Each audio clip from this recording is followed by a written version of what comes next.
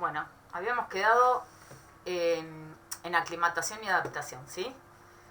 ¿Se acuerdan rápidamente qué era el INC? ¿Esto se acuerdan El más o menos? intercambio neto de carbono. Ahí va. Que tiene que ver con... ¿Qué tenía en cuenta esto, el intercambio neto de carbono? ¿Qué era? ¿Se acuerdan de qué procesos de la planta eran que se tenían en cuenta para calcularlo? De la respiración, si ganaba o cedía carbono, Bueno, la respiración ¿no? perdía, ¿sí? Claro. Pero ¿quién gana? Se gana carbono con la fotosíntesis. Entonces, el intercambio neto de carbono, el balance de carbono en la planta, tiene que ver con cuánto gana de fotosíntesis, ¿sí? Y cuánto pierde por respiración y por fotorrespiración. ¿Se acuerdan? Más o menos. Era la fotosíntesis menos la respiración y menos la fotorrespiración. ¿Sí? ¿O no? ¿No se acuerdan nada? Sí, sí. ¿Sí? ¿Y qué era la fotorrespiración? ¿Se acuerda? ¿Alguno puede decirme qué era?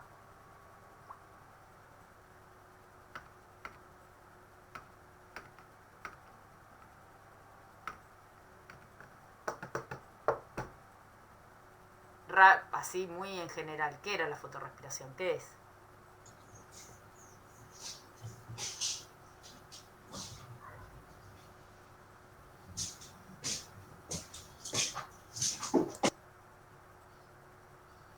¿No? No, no. En la fotosíntesis, ¿sí? En la fotosíntesis, en el ciclo de Calvin, la Rubisco fija dióxido de carbono, ¿sí? La Rubisco, además de fijar, tiene esa actividad que es carboxilasa, fija dióxido de carbono, pero también puede tener una actividad oxigenasa y fijar oxígeno, ¿sí? En otra molécula, ¿sí? Forma otra molécula. La cuestión es que si la Rubisco, en vez de funcionar como carboxilasa, funciona como oxidasa, ¿sí? Se pierde dióxido de carbono, ¿sí? Se pierden carbonos. Entonces, la fotorrespiración, ¿sí? Tiene que ver con la actividad oxigenasa de la Rubisco, ¿sí? Es una pérdida de carbono, ¿sí? Si la Rubisco está fotorrespirando mucho, ¿sí? Trabajando como oxidasa, va a haber muchas pérdidas de carbono, ¿sí? Y no va a haber además fijación de dióxido, ¿sí? O va a haber menos fijación de dióxido. Entonces, en algún punto la fotorrespiración es algo que impacta negativamente, ¿sí? En el balance de carbono en una planta. Entonces, esto, ¿por qué es importante? Porque hoy vamos a ver adaptaciones, ¿sí? Que tienen algunas especies para evitar esta fotorrespiración, ¿sí? ¿Cuándo ocurre mayoritariamente esta fotorrespiración? ¿En qué momentos ocurre? Ocurre cuando tenemos... Desde Sí, ¿alguien se anima a decir algo? la fotorrespiración es diurna. La fotorrespiración es diurna, bien, eso está bueno aclararlo. Porque lo hace la Rubisco, y la Rubisco necesita luz para activarse. Entonces no pasa de noche, pasa de día. Igual que la fotosíntesis. En cambio, la respiración mitocondrial, ¿sí? Esa ocurre las 24 horas, de día y de noche, ¿sí? Esto es fotorrespiración, que es simplemente tiene que ver con la actividad oxigenasa que tiene la Rubisco, ¿sí? Que puede tener la Rubisco. Entonces, que en vez de fijar dióxido de carbono, fija oxígeno, ¿sí? Y forma otra molécula, ¿sí? Que no es parte del ciclo de Calvin, y entonces al formar esa otra molécula se pierde dióxido de carbono, ¿sí? La fotorrespiración, ¿en qué momentos ocurre? Bueno, la Rubisco tiene más afinidad por el dióxido de carbono que por el oxígeno. Pero hay situaciones en donde el dióxido de carbono puede ser limitante y en ese momento la Rubisco tiene más disponibilidad de oxígeno que de dióxido y entonces empieza a ser oxidasa, ¿sí? ¿Se entiende? Entonces, ¿en qué situaciones tiene más disponibilidad de oxígeno que de dióxido, ¿sí? O menos disponibilidad de dióxido, ¿sí? Siempre tiene más oxígeno que dióxido, porque en el ambiente hay mucho más oxígeno que dióxido, pero la cuestión es que si bien es más afín al dióxido, hay situaciones donde el dióxido es muy bajo, ¿sí? Entonces ahí es cuando actúa como oxidasa. Cuando hay altas temperaturas, ¿sí? eso genera, entre otras cosas, que en la solución que hay adentro de la planta, ¿sí? Haya mucho más oxígeno que dióxido, ¿sí? Disminuye bastante la concentración del dióxido, ¿sí? A temperaturas muy altas. También cuando hay muchísima luz, ¿sí? Cuando hay mucha luz, ¿se acuerdan que decíamos que empieza a ser limitante el dióxido de carbono, ¿sí? En altas concentraciones de luz, en altas irradiancias. Y tiene que ver con otras cuestiones que tienen que ver más con la enzima con las propiedades de la enzima que tiene cada especie, ¿sí? Pero los ambientes en donde, o las situaciones en donde el dióxido de carbono empieza a ser limitante, es cuando la fotorrespiración empieza a puede ser un problema para la planta, ¿sí? Genera por lo menos pérdidas, ¿sí? En ese balance de carbono. ¿Qué tipos de ambientes se imaginan que podrían ser complicados, digamos, para tener buena disponibilidad de dióxido? ¿Desiertos? Desiertos, por ejemplo, ¿sí? ¿Por qué desiertos? ¿Qué pasa en las zonas desérticas o áridas? Hay mucha irradiancia y hay poca agua. Hay mucha irradiancia, hay poca agua. Que haya poca agua, ¿cómo afecta? En el balance de carbono, ¿no? Que es lo que estamos viendo. Y No. lo que entra en la fase líquida. ¿Cómo? Ahí, lo que entra en la fase líquida afecta. ¿Qué cosa que entra en la Menos fase líquida? ¿Los la gases? conductividad. La conductividad del carbono, si la No. fase líquida falla, no tiene nada que ver. No. No, porque ahí la planta tiene agua. Digo, no es que va a haber menos agua y entonces hay menos dióxido porque hay menos agua. O sea, si no hay agua como para que haya dióxido o cualquier gas disuelto, ahí la planta está en un problema mayor que tiene que ver con el agua, ya está muerta. El agua ahí no juega en eso un rol importante, pero cuando hay baja disponibilidad de agua, ¿sí? Cuando el potencial agua dentro de la planta es muy baja, ¿se acuerdan qué es lo que pasaba? Entre otras cosas, ¿qué respuesta había? Se cierran los Se estomas. cierran los estomas, ¿sí? Y entonces cuando se cierran los estomas, ¿qué pasa con el intercambio gaseoso? Disminuye. Y sí baja. ¿Sí? Entonces ahí, en la sequía, ¿sí? Produce situaciones en donde el dióxido de carbono suele ser limitante, ¿sí? Si se cierran los estomas, la planta no tiene dióxido de carbono, se queda con muy poco dióxido de carbono. Entonces, eso es una situación en donde la fotorrespiración empieza a aumentar, ¿sí? Entonces, la sequía es una situación, alta irradiancia también, ¿se acuerdan? Si había mucha luz, la rubisco no da abasto, ¿sí? Y empieza a ser limitante el dióxido de carbono. Empieza a usar todo el dióxido que hay y empieza a faltar, ¿sí? Y la temperatura es otra, ¿sí? De las condiciones. Entonces, en general, los ambientes más bien áridos reúnen las tres características, ¿sí? En general tienen poca disponibilidad hídrica, suelen tener alta irradiancia y tienen en general altas temperaturas, ¿sí? Y esas altas temperaturas generan que haya más disponibilidad de oxígeno que de dióxido, ¿sí? Comparativamente. Que ahí sí tiene que ver con la solubilidad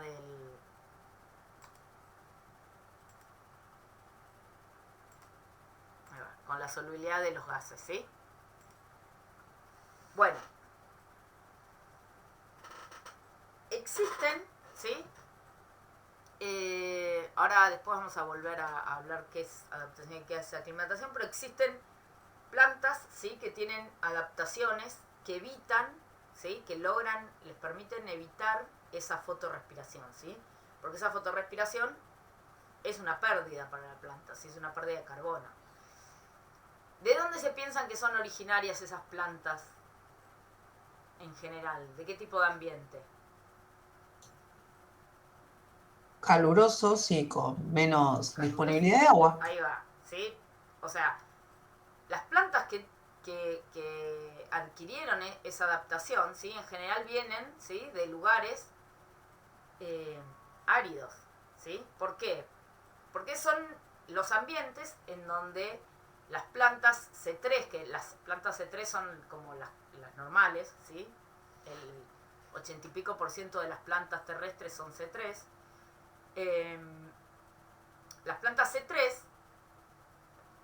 en lugares que no son tan extremos, no, digamos, tienen pérdidas por fotorrespiración, pero no son pérdidas tan grandes, ¿sí? Como en los lugares, en los ambientes que son más extremos, ¿sí? Entonces, ahí es donde surgen estas adaptaciones que evitan esa fotorrespiración, ¿sí? Entonces, antes de pasar a explicarles qué es lo que pasa en las plantas, las C4 y las plantas CAM, que son dos tipos de adaptaciones distintas, pero que tienen ambas el mismo propósito, que es evitar la fotorrespiración, hablemos un poquito de qué es adaptación y qué es aclimatación, ¿sí?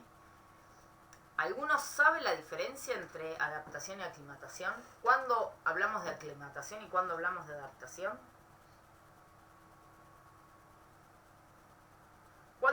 Si yo digo una planta está aclimatada a un ambiente o está adaptada a un ambiente, ¿qué diferencia hay entre lo que digo? ¿O es lo mismo?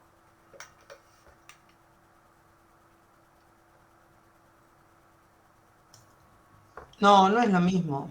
La adaptación ya tiene que ver con la evolución Bien, sí. y es poblacional. Y es poblacional, es bien.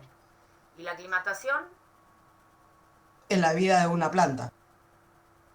Ahí va, es una planta, es un individuo, ¿sí? ¿Todos entienden la diferencia?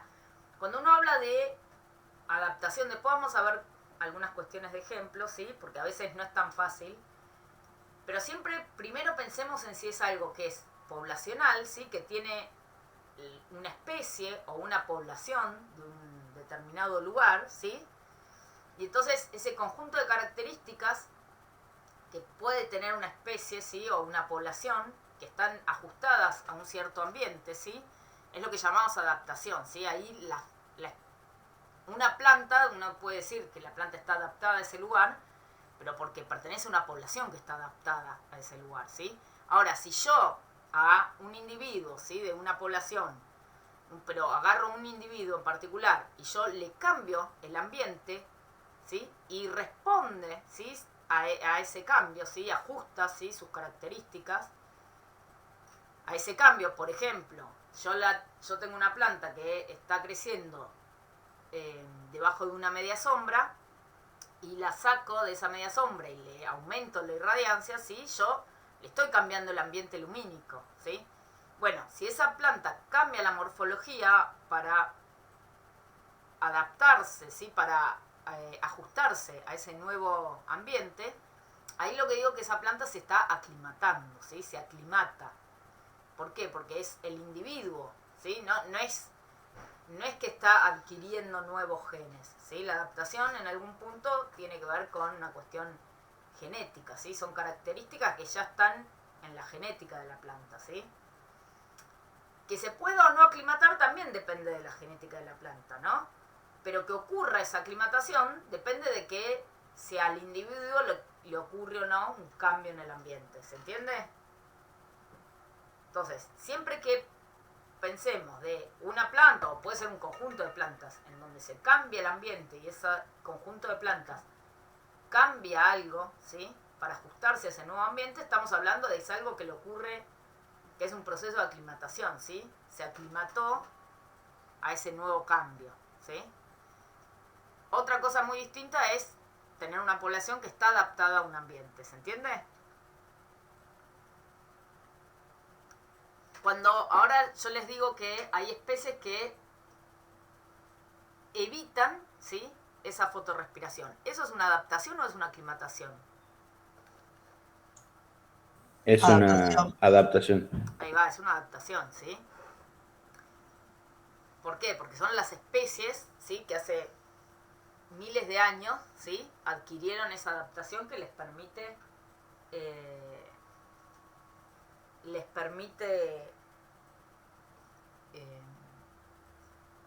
mejorar el balance de carbono, ¿sí? Evitando la fotorrespiración, ¿sí? Entonces, ahora después vamos a volver a cuestiones de adaptación y aclimatación, pero arranquemos entonces contándoles qué es lo que ocurre con las plantas C4, ¿sí? Como por ejemplo el maíz, que es una planta C4. ¿Qué es lo que hacen para evitar esa fotorrespiración. Estas plantas lo que tienen, ¿sí? Tienen una morfología y una anatomía en realidad en la hoja distinta de las plantas C3, ¿sí? Las plantas C3, que son en general la gran mayoría de las plantas, como les decía, ¿sí? Casi todas las plantas son C3, tienen este tipo de morfología, ¿sí? En donde tenemos el mesófilo, ¿sí? Que puede estar en parénquima empalizada, en mesófilo esponjoso, que está todo alrededor, ¿sí? Y rodea el haz vascular, ¿sí? Que es donde va el xilema y el floema principalmente, ¿no? Entonces, todas estas células, ¿sí? Del mesófilo hacen fotosíntesis, ¿sí? Todas tienen rubisco fijando dióxido de carbono, ¿sí? ¿De dónde viene el dióxido de carbono? Viene del estoma, ¿sí? Entonces, están los estomas en la epidermis, ¿sí? Que pueden estar en la epidermis en la cara baxial o en la cara daxial, ¿sí? Hay especies que tienen solo la cara de abajo, hay especies que tienen en las dos caras, eso depende de cada especie, pero están los estomas, ¿sí? En toda la epidermis, por ahí ingresa el dióxido de carbono, ¿sí? O principalmente ingresa por ahí, y ese dióxido de carbono difunde a las células del mesófilo y ahí ocurre la fotosíntesis, ¿sí? En las plantas C4, ¿sí?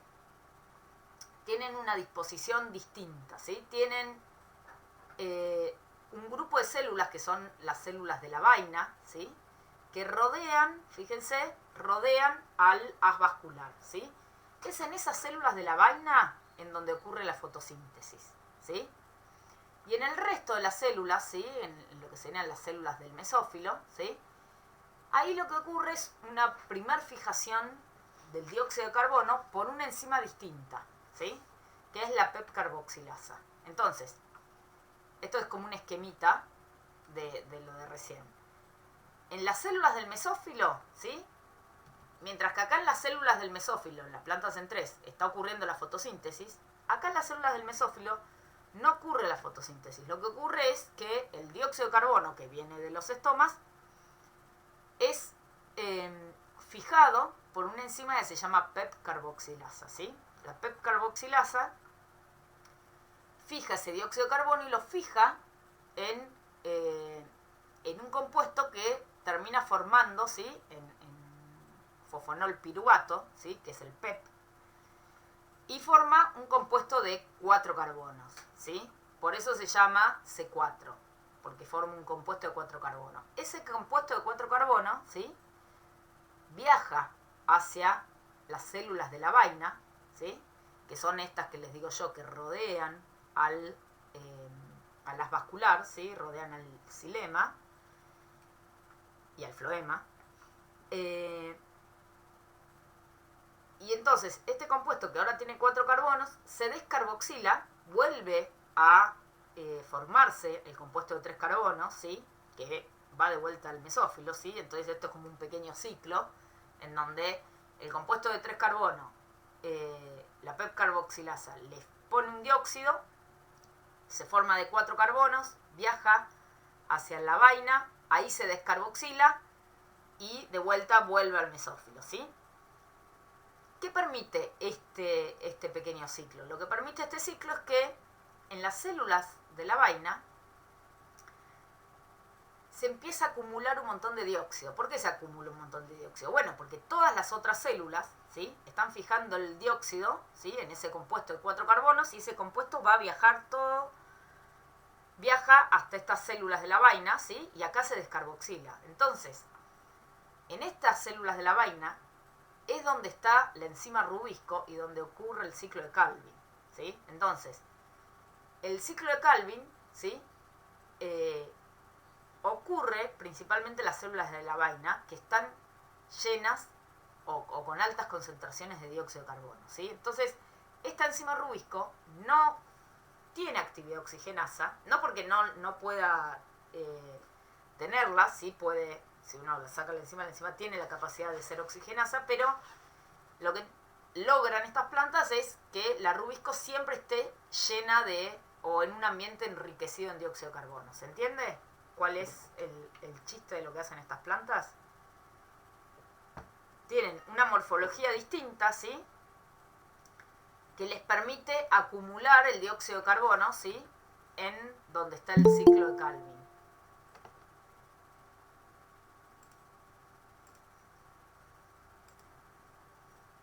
¿Sí? ¿No? Tal vez. Ahí. Es como que no le permite llegar el oxígeno a la Rubisco para que no haga la fotorrespiración. Algo así. Eh, O sea, acumula el dióxido de carbono para que la Rubisco no tenga el contacto con el claro, oxígeno. exacto. Sí, así. Ahora, cuál es el problema? ¿Tiene algún problema esto? ¿Le ven algún problema? Porque no todas las plantas son así. Y se eliminan la fotorrespiración. ¿Qué piensan? ¿Tiene alguna desventaja esto?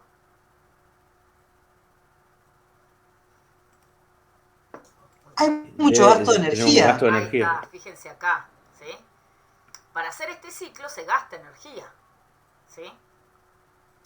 Entonces, esto va a ser benéfico, ¿sí? En ciertas situaciones ambientales, ¿sí? Hay situaciones ambientales en donde esto no es tan beneficioso, ¿sí? Ahora vamos a volver a ese concepto, pero entonces, lo que ocurre en estas plantas es que la enzima, y otra cosa, la enzima, la PEP carboxilasa, tiene una ventaja sobre la rubisco que solo fija dióxido de carbono, ¿sí? Esta enzima no fija oxígeno, fija solo dióxido de carbono. Entonces, aunque haya poquito dióxido de carbono, siempre lo va a estar agarrando y fijando en este ácido de 4 carbonos, ¿sí? No es que si empieza a haber más oxígeno, puede competir con el oxígeno, no. La PEP carboxilasa siempre fija dióxido de carbono, ¿sí? Entonces, lo que hacen estas plantas básicamente, si uno lo tiene que resumir, es concentrar el dióxido de carbono en donde está la rubisco, ¿sí? Ahora, esa concentración implica un gasto de energía, ¿sí? Si uno, ¿sí?, se fija qué es lo que pasa con el INC, que era el balance ese de carbono, en función de la luz, ¿sí? ¿Qué es lo que tenemos? Fíjense, esta es una planta normal, ¿sí? Vamos por acá, ¿sí? Bueno.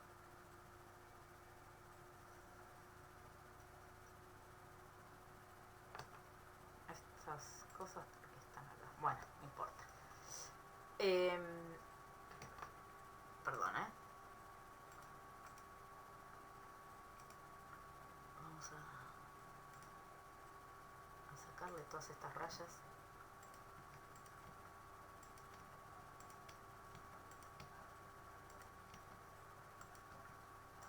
Quedaron ahí, ¿sí?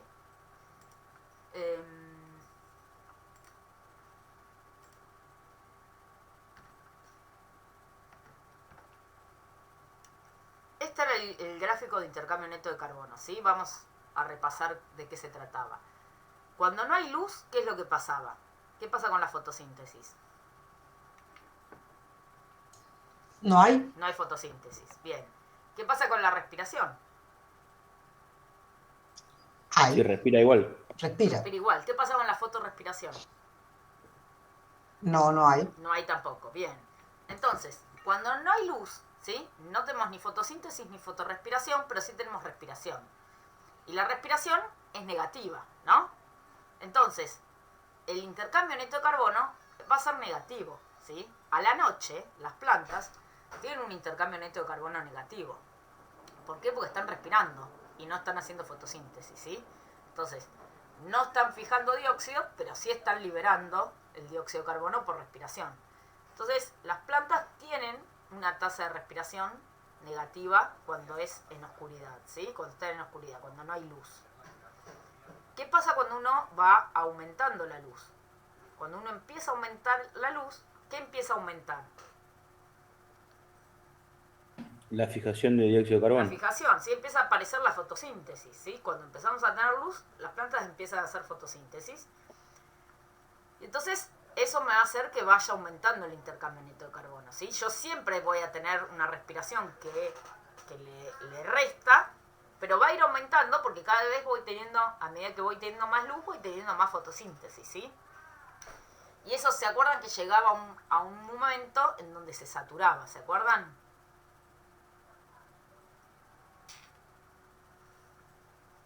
¿O no?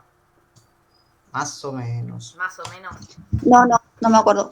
Había un momento en donde si seguíamos aumentando la luz, ¿sí? El intercambio neto de carbono no seguía aumentando.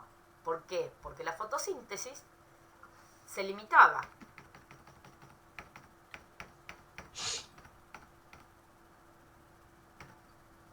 ¿Se acuerdan que la fotosíntesis tenía dos etapas? La etapa fotoquímica y la etapa bioquímica, ¿sí? La fotoquímica es la que propiamente la luz impacta sobre los fotosistemas que están en los cloroplastos, ¿sí? Y eso generaba, entre otras cosas, ATP y NADPH, ¿sí? Que eran estos productos de esa primera etapa eran los sustratos de esta segunda etapa, que es donde está el ciclo de Calvin, ¿sí? Que es donde se fija el dióxido. Y donde acá termina saliendo los azúcares, ¿sí? Bueno. Los productos de esta segunda etapa, que es el ADP y el NADP, son después el sustrato de esta otra. Entonces, estas dos etapas, ¿se acuerdan?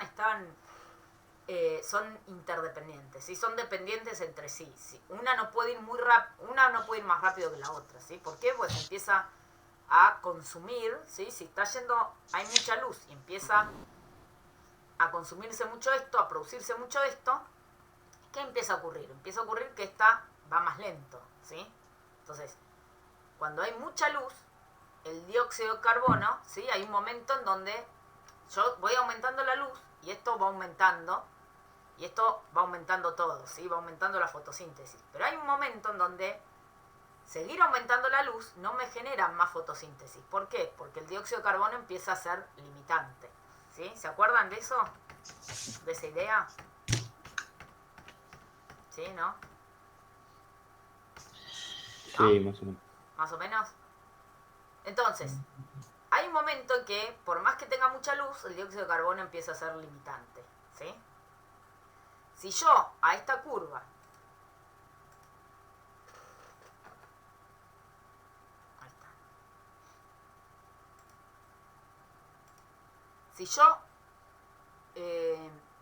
a esta planta, ¿no? Esto es con dióxido ambiental. Si yo a esta planta o tengo un grupo de plantas que están en la misma situación y yo les agrego dióxido de carbono, lo que va a ocurrir, ¿sí? Es acá, en esta primera etapa, ¿sí? Acá, la curva está limitada por ¿quién? Fíjense, yo no tengo luz. Empiezo a aumentar la luz y me aumenta el intercambio neto de carbono, ¿sí? Aumento un poquito más la luz y me aumenta más el intercambio neto de carbono. ¿Quién me limitaba acá la reacción? La luz. La luz, ¿sí? Yo la aumento la luz y me aumenta el intercambio neto de carbono. ¿Están de acuerdo? ¿Sí? ¿No? Sí, sí. ¿Sí? Bueno, si yo ahora hago lo mismo pero con plantas que tienen, esto es con esta curva, ¿sí? Es con dióxido, bueno, ambiental, ¿no? Es la concentración que hay en el ambiente de dióxido de carbono. Yo ahora hago lo mismo, pero en un ambiente que está enriquecido con dióxido de carbono. Acá, ¿sí? Cuando no tengo luz, cuando tengo muy poca luz, ¿va a cambiar la cantidad de intercambio neto de carbono que puede hacer esa planta? No. No. ¿Por qué? ¿Por qué? Porque está limitado por quién acá. Por la luz. Por la luz. ¿Sí? Acá, en esta parte de la curva, o en este rango de luz, el dióxido de carbono me está sobrando de algún modo, ¿sí? Digamos, tiene suficiente dióxido, pues yo voy aumentando la luz y va aumentando el INC. Entonces, que yo esto lo haga con una planta que está con poco dióxido, con mucho dióxido, no cambia mucho, ¿no? Va, poco dióxido, con dióxido ambiental, ¿no? No me cambia mucho esta curva. Ahora, acá, cuando empieza a limitarse por dióxido, la planta que yo le agregué más dióxido va a tener mayor INC, ¿sí? va a aumentar el INC. Va a tener un INC máximo mayor. ¿Por qué? Porque ahora tiene más dióxido de carbono, ¿sí? Después termina limitándose de vuelta por dióxido, pero llega a un INC mayor que la planta que estaba con un dióxido de carbono ambiental, ¿sí? ¿Me siguen ahí? ¿Hasta ahí? Sí, ¿Sí? Bueno, entonces, eso es lo que vemos acá. Yo tengo una planta, esto acá no, este gráfico es medio, no me, vamos a, algo muy importante es que esto arranca en negativo, ¿sí? ¿Sí? Estas curvas de INC siempre arrancan en negativo. ¿Por qué? Porque si no tengo luz, no tengo fotosíntesis, pero tengo respiración, ¿sí? Bueno, entonces, una planta normal, una C3, digamos, a concentraciones ambientales de dióxido de carbono, ¿sí? 340 partes por millón, son más o menos, es más o menos la concentración ambiental, ¿sí? Ahora puede ser que esté un poquito más alta. Tiene este tipo de curvas, ¿sí? Se satura, ¿sí? Acá, más o menos en 600 micromoles de luz, ya se satura la reacción. Si yo a esta planta C3 la tengo en un ambiente enriquecido con el doble de dióxido de carbono, fíjense que tiene mayor INC, pero en algún momento también se satura, ¿sí? Fíjense cómo es la respuesta de una planta C4, ¿sí? Una planta C4, ¿sí? Tiene, prácticamente no se satura por dióxido, ¿la ven? ¿Sí? ¿Por qué no se satura por dióxido de carbono? ¿Por qué no? Sí, ¿por qué no es limitante el dióxido de carbono? Y porque tiene ese mecanismo que lo concentra. Claro, como lo almacena. como lo concentra, no llega a saturarse por dióxido de carbono, ¿sí? Siempre tiene suficiente dióxido de carbono en donde está haciendo fotosíntesis, que es donde está la rubisco, ¿sí? Ahora, algo interesante de esto, que fíjense que cuando estamos en una situación de baja luz, ¿sí? De poca luz, fíjense que la planta C4, a ver si lo ponemos en algún colorcito, ¿sí? ¿Dónde está? Acá. Esta es la planta C4. Fíjense que cuando la luz es baja, ¿sí? El INC es menor que la planta C3, ¿sí? Acá tiene menos INC que acá.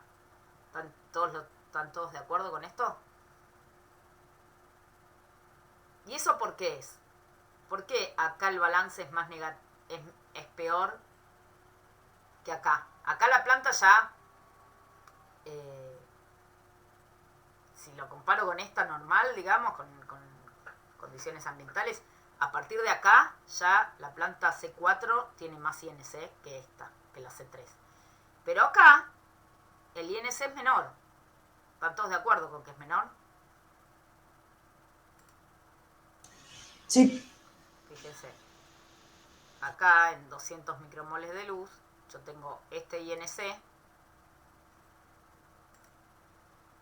para la planta C4 y este INC para esta planta C3, ¿sí? El INC acá es mayor que acá, ¿sí? ¿Y eso por qué es? ¿Por qué piensan que es? porque algo de este mecanismo debe depender de eso, de la alta irradiancia.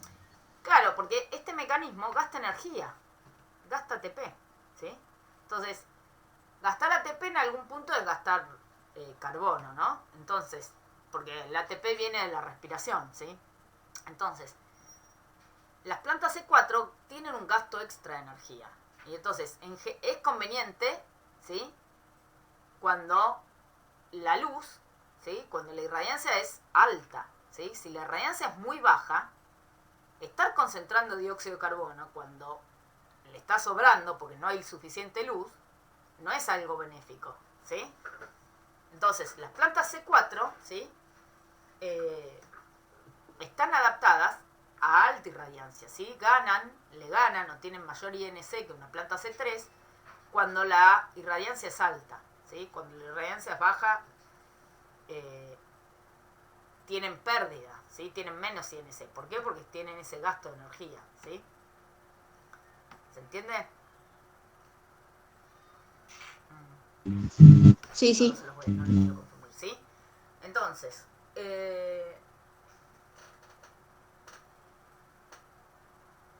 este mecanismo, ¿sí?, que tienen las plantas C4, que les permite concentrar dióxido de carbono, ¿sí?, tiene otras ventajas, ¿sí? Y tiene otras ventajas principalmente que en lo que se llama eficiencia en el uso del agua, ¿sí? ¿Por qué tiene eficiencia en el uso del agua? Porque una planta C4 concentra el dióxido, entonces puede permanecer con los estomas cerrados mucho más tiempo que una planta C3, ¿sí? Entonces, poder mantener los estomas cerrados durante más tiempo reduce la transpiración de la planta. Y eso hace que sea más eficiente, ¿sí?, en el uso del agua, ¿sí?, que la cantidad de agua que usa. El uso del agua tiene que ver con la cantidad de fotosíntesis que hace con respecto a la cantidad de agua que utiliza, ¿sí?, que absorbe. Entonces, puede fotosintetizar un montón más que una C3 manteniendo los estomas más cerrados, ¿sí? Entonces, transpira menos que una C3 con mayores tasas de fotosíntesis, ¿sí? ¿Se entiende cómo es la ventaja esta? Entonces, las plantas C4 no solo logran fijar más dióxido de carbono, ¿sí?, con altas irradiancias, sino que además logran hacerlo con un uso más eficiente del agua, ¿sí? ¿Por qué? Porque transpiran menos, ¿sí? ¿Alguna duda? No, no, por ahora no. Bueno, las plantas CAM, ¿sí?, también son otros sistemas, ¿sí? Son especies que tienen otro tipo de adaptación, ¿sí? La adaptación es distinta, pero tiene como el mismo objetivo, que es evitar la fotorrespiración, ¿sí? ¿Cómo es que evitan estas plantas CAM, ¿sí?, la fotorrespiración? Bueno, lo que hacen es, no tienen una morfología de la hoja distinta como las plantas C4. Las plantas CAM tienen la misma morfología que las plantas C3, pero, ¿qué es lo que ocurre? Lo que hacen es, concentran también el dióxido de carbono mediante la enzima PEP carboxilasa, pero lo hacen de noche, ¿sí? Entonces, ¿qué es lo que ocurre en estas plantas? Estas plantas abren los estomas de noche, ¿sí? Y como de noche no hay fotosíntesis, ¿sí? No funciona la rubisco, ¿sí? Y no hay luz tampoco para activar los fotosistemas. Este dióxido de carbono es fijado por la PEP carboxilasa, ¿sí?, en un compuesto de 4 carbonos, ¿sí?, que es guardado en la vacuola, ¿sí? Entonces, lo que hacen estas plantas es que fijan el dióxido de carbono, ¿sí?, con esta enzima PEP carboxilasa, ¿sí?, no es la rubisco, en un compuesto de 4 carbonos que lo guardan, ¿sí?, y lo acumulan en la vacuola durante toda la noche. De día, cierran los estomas, ¿sí?, y sacan, ¿sí?, sale de la vacuola ese compuesto de 4 carbonos, se descarboxila, ¿sí?, y entra en el ciclo de Calvin, ¿sí?, es fijado por la rubisco, durante el día mientras hace fotosíntesis, ¿sí? Entonces la fotosíntesis ocurre durante el día como cualquier planta, ¿sí?, pero la fijación del dióxido de carbono viene a partir de un dióxido de carbono que había sido concentrado durante la noche, ¿se entiende? Más o más. Más o menos.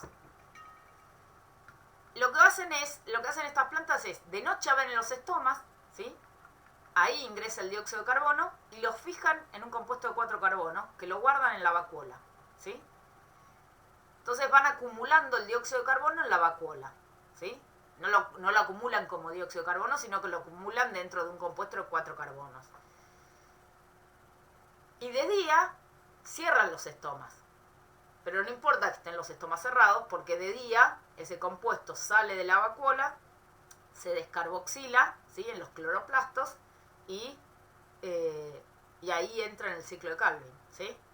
Entonces, Las plantas C4 lo que hacían era concentrar el dióxido en las células del mesófilo, ¿sí? Y las llevaban a las células de la vaina, ¿sí? En donde concentraban, esto lo hacían durante el día, concentraban el dióxido en donde estaban las células de la vaina, en donde estaba el rubisco. Estas otras, en cambio, lo que hacen es concentrarlo a la noche, y lo que hacen es que de día se libera y es utilizado por la rubisco, ¿sí? Sí, sí. ¿Qué les permite esto? ¿Qué ventaja le da este sistema a estas plantas?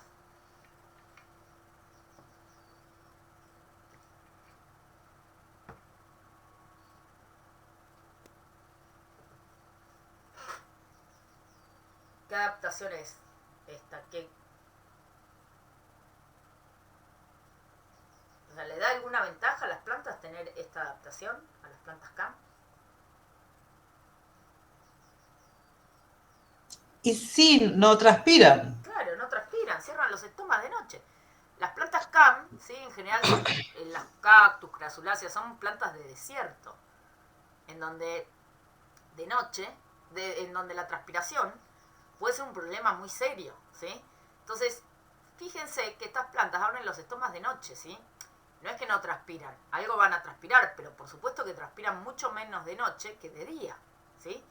Si abrieran los estomas de día, transpirarían un montón, ¿sí? En cambio lo hacen de noche. Entonces, reducen un montón la pérdida de agua, ¿sí? Entonces, la transpiración de estas plantas ocurre de noche. ¿Se acuerdan cuando hablábamos de transpiración y veíamos las curvas de absorción y transpiración? Yo siempre les decía que esto es para la gran mayoría de las plantas, pero no ocurre eso para las plantas CAM, ¿sí? Bueno, por esto, ¿sí? Las plantas CAM tienen este sistema que abren los estomas de noche, ¿sí? Entonces, de día no transpiran, ¿sí? ¿Se entiende? De noche Sí, abren sí. los estomas, acumulan, concentran el dióxido de carbono y después lo usan de día, ¿sí? ¿Se entiende? La Sí, sí. fotosíntesis ocurre de día, ¿sí? La fotosíntesis en todas las especies, en las C3, en las C4 y en las CAM, ocurre de día y ocurre gracias, digamos, y la etapa bioquímica en todas es por la fijación de la rubisco, ¿sí? La que fija el dióxido de carbono en la fotosíntesis siempre es la rubisco, siempre. La diferencia con estos sistemas, con estas plantas, es que hay una fijación primaria previa, ¿sí? Que es mediada por otra enzima que es la PEP carboxilasa. Entonces, el dióxido ambiental lo fija la PEP carboxilasa, ¿sí? Y se concentra gracias a esa fijación, ¿sí? Y después de día sale de la vacuola, ¿sí? Y sale el dióxido de carbono y ahí es fijado por la rubisco en el ciclo de Calvin. O sea, en la fotosíntesis siempre fija la rubisco el dióxido de carbono, ¿sí? La PEP carboxilasa lo que hace es la fijación primaria, ¿se entiende esa diferencia? La del dióxido ambiental. En las plantas C3, en cambio, no. En las plantas C3, el dióxido ambiental es el que agarra directamente la rubisco, ¿sí? ¿Se entiende? ¿Sí, no? Sí, sí. ¿Sí? Hay algunas especies que son CAM constitutivas, o sea que siempre tienen este sistema, y hay algunas especies que se llaman CAM facultativas, ¿sí? Que tienen la capacidad de comportarse como plantas CAM o como plantas C3, ¿sí? Entonces, hay algunas especies, ¿sí? Las facultativas pueden tener este sistema, ¿sí? En ciertas situaciones ambientales y en otras situaciones ambientales no, abrir los estomas durante el día y hacer fotosíntesis como una C3, ¿sí? Esas son las facultativas, ¿sí? ¿Qué ventaja le genera eso?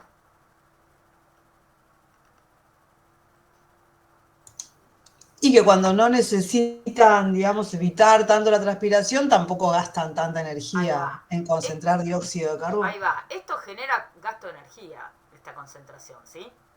Entonces, si la situación ambiental no es tan extrema, ¿sí? estar haciendo esto siempre no es beneficioso, probablemente. Entonces, las facultativas en general son capaz de lugares en donde en ciertas épocas del año hay problemas, sobre todo con el agua, ¿sí? Problemas de sequía, y capaz que hay momentos del año en donde no hay problemas. Entonces, tener esa capacidad facultativa, esa capacidad de ser una cosa o tener un tipo de metabolismo de carbono, ¿sí? CAM o pasarlo a C3 es bastante ventajoso, ¿sí? Porque permite, según la condición ambiental, ¿sí? Generar uno u otro sistema, ¿sí? Pero bueno, hay especies que no, hay especies que tienen solo este sistema y funcionan así siempre, ¿sí? Siempre gastando energía, ¿sí? Eso tiene que ver con distintos tipos de estrategias, ¿sí? Que tienen las distintas especies. Las plantas C4, en cambio, no existen las facultativas, ¿sí? Las C4 son siempre C4. ¿Por qué? Porque las C4 tienen una morfología distinta, ¿sí? Entonces ya no pueden cambiar esa morfología, ¿sí? Entonces las C4 son siempre C4, siempre están gastando energía para concentrar el dióxido de carbono, ¿sí? En cambio las C3, las CAM, perdón, algunas son facultativas y pueden no ser, ¿sí? Bueno, acá hay como un resumen, ¿sí? De esto de las plantas C4 y de las C3, ¿sí? Que es, principalmente es esto, fíjense. Las C3, que son las plantas mayoritarias, ¿sí? La gran mayoría de las plantas. El dióxido de carbono entra cuando abren los estomas, ¿sí? Durante el día las plantas abren los estomas, entra el dióxido de carbono y ese dióxido de carbono fijado por la Rubisco en el ciclo de Calvin, ¿sí? Y así ocurre la fotosíntesis, ¿sí? Acá hay un ejemplo de arroz, pero la mayoría de las plantas son así, ¿no? C3. Las plantas C4, ¿qué es lo que tienen? Tienen una morfología celular distinta, ¿sí? En las células del mesófilo lo que ocurre es que se fija el dióxido de carbono, también abren los estomas durante el día, ingresa el dióxido de carbono, pero ese dióxido de carbono es fijado por la PEP carboxilasa en un compuesto de 4 carbonos que viaja hacia las células de la vaina, ¿sí? Y ahí se descarboxila, ¿sí? Y es ahí en donde se concentra ese dióxido de carbono y es utilizado por la Rubisco, ¿sí? Pero en un modo conservado, ¿sí? Acá está conservado ese dióxido de carbono, ¿sí? Por ejemplo, el maíz tiene este metabolismo, ¿sí? Y después están las plantas CAM, que no tienen una diferenciación celular, sino que tienen una diferenciación de tiempo, ¿sí? De noche concentran el dióxido de carbono, también por la PEP carboxilasa, en un compuesto de 4 carbonos, y eso es descarboxilado durante el día, ¿sí? Y ahí es cuando el dióxido de carbono es fijado por la Rubisco en la fotosíntesis, ¿sí? Durante el día. Entonces, fíjense que esto, ¿sí? Este ciclo de Calvin es igual en todas, ¿sí? Eso no cambia, la fotosíntesis no cambia, ¿sí? Todas fijan igual, todas producen azúcares del mismo modo, ¿sí? Haciendo fotosíntesis y con la enzima Rubisco, ¿sí? Eso no cambia. Lo que cambia en estas dos especies es que hay una fijación primaria del dióxido de carbono distinta. Una es en las células del mesófilo y otras es en las células en las células del mesófilo, pero de noche, ¿sí? ¿Se entiende? El ananá, por ejemplo, también es una CAM, ¿sí? Bueno, entonces, esto medio que ya lo charlamos, pero las plantas CAM y C4, por ejemplo, tienen menos INC que las plantas C3 en ambientes húmedos y fríos, ¿sí? Entonces, en un ambiente húmedo y frío, ¿sí? Este sistema, ¿sí? O este metabolismo, ninguno de estos dos metabolismos conviene, ¿sí? ¿Por qué? Porque ambos metabolismos gastan energía, ¿sí? Esto, fíjense, es un paso previo, ¿sí? Implica un gasto de energía extra que estas plantas no la tienen. Entonces, este gasto de energía extra conviene cuando las condiciones ambientales son favorables, ¿sí? O cuando las condiciones ambientales generan que haya limitación de dióxido de carbono, ¿sí? Hay situaciones en donde las plantas C3 se encuentran con limitaciones de dióxido de carbono y en esas situaciones estas plantas salen favorecidas, ¿sí? Esas situaciones son cuando hay alta irradiancia, cuando hay alta temperatura, cuando hay baja disponibilidad de agua, ¿sí? Entonces, en esas situaciones tienen ventaja estas plantas C3 y C4 y CAM.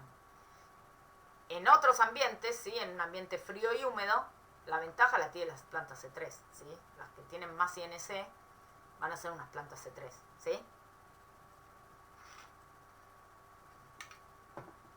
¿Se entendió esto?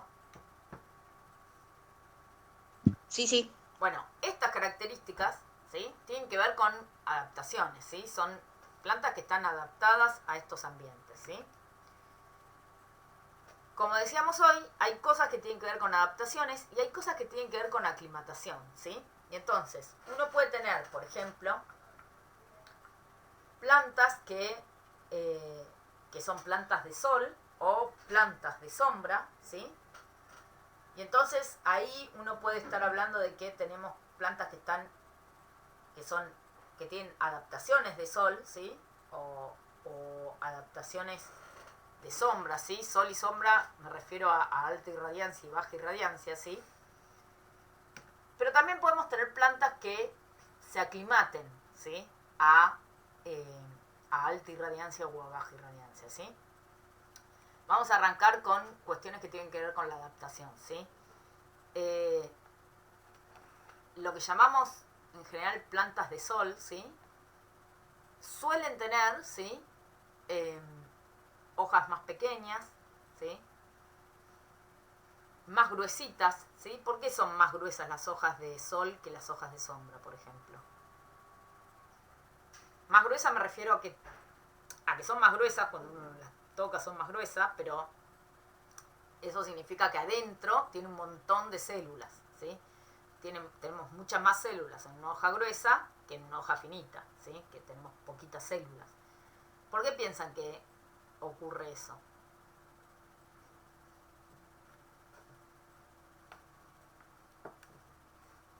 Porque crece más, la hoja finita de sombra crece más en superficie para captar más luz que la de sol. Bueno, ahí eso tiene que ver con esto, ¿no? Arranquemos con esta, vamos. Las plantas de sombra suelen tener hojas más bien grandes, ¿sí? ¿Y eso por qué tiene que ver? Estas son generalidades, ¿no? Por supuesto que después uno puede encontrar plantas de sol con unas hojas enormes. Pero en general, sí. A lo mejor la estrategia para como es tener más irradiancia, que le lleve más luz. Ahí va.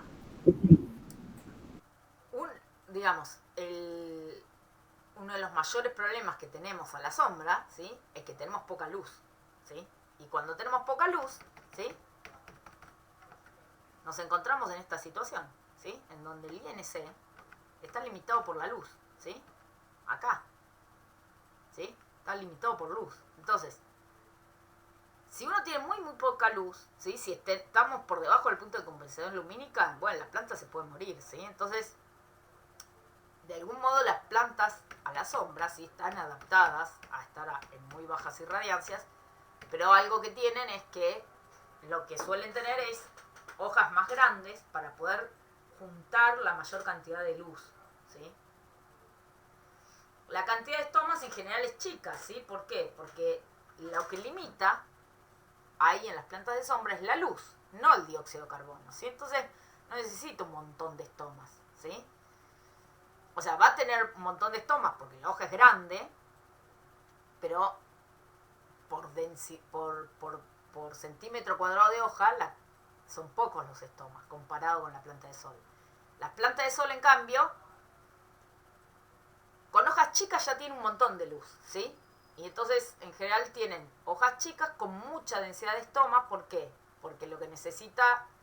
Porque las hojas de sol lo que pueden en general es más bien saturarse con luz y empezar a tener deficiencia de dióxido de carbono. Entonces es necesario tener un montón de estomas, ¿sí? Si las plantas de sol tienen hojas muy grandes con muchos estomas, el problema que podrían tener es que pierdan mucho por transpiración, ¿se entiende? Entonces, en general, la adaptación, o las adaptaciones en general, tendieron a generar hojas más bien chicas, ¿sí? En las plantas que son de sol. Y en cambio las plantas que son de sombra tienen hojas más bien grandes, ¿sí? Con el grosor, ¿qué es lo que ocurre? Fíjense que si yo tengo un rayo de luz que llega acá, ¿sí? Probablemente en la hoja de sol esta primer capa de células esté saturada de luz, ¿sí? Pero todo lo que no absorbe esta capa de célula pasa a la de abajo, ¿sí? Y esta capa también se satura. Y entonces lo que no llega a absorber esta capa pasa a la de abajo, ¿sí? ¿Qué es lo que ocurre?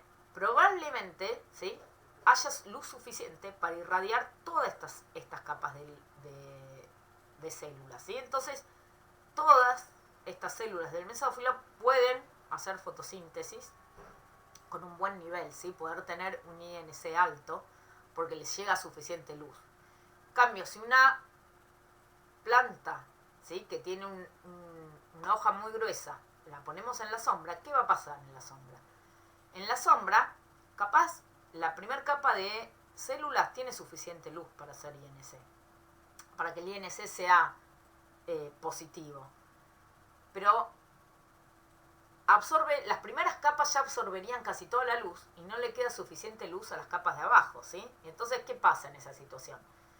Vamos a tener un montón de células que van a estar respirando y perdiendo energía, ¿sí?, por esa respiración, y no ganando en fotosíntesis, ¿se entiende? Por eso en general, ¿sí?, las plantas de sombra tienen hojas finitas, ¿sí?, porque no hay suficiente luz para que llegue a irradiar, ¿sí?, a un montón de células que haya en el medio, ¿sí? ¿Se entiende ese concepto?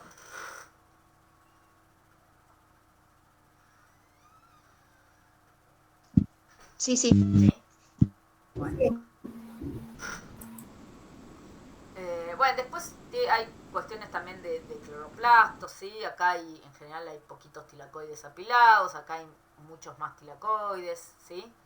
Porque en los tilacoides está, entre otras cosas, el complejo antena que colecta la luz. Entonces, acá ya llegamos a juntar un montón de luz con poquitos tilacoides, y acá hace falta juntar un montón para poder